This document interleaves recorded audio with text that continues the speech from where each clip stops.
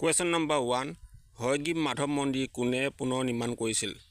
A. Raghudev নাৰায়ণে, B. নৰনাৰায়ণে, C. Rudrasingha. A. Raghudev নাৰায়ণে। Question number 2. অসমে কেতিয়া পুনৰ ৰাজ্য মৰ্যাদা লাভ কৰিছিল? A. 1950 চনত, B. 1850 চনত, C. 1550 চনত। A. 1950 চনত। Question number 3. প্ৰথম অসমীয়া ৰাজ্যপাল কোন আছিল? A. বিশ্ৰাম মেধি মাদ্ৰাজ 1957 চন, B. প্ৰদান বৰুৱা, C. তৰুণ গগৈ, A. বিশ্ৰাম মেধি মাদ্ৰাজ 1957 চন।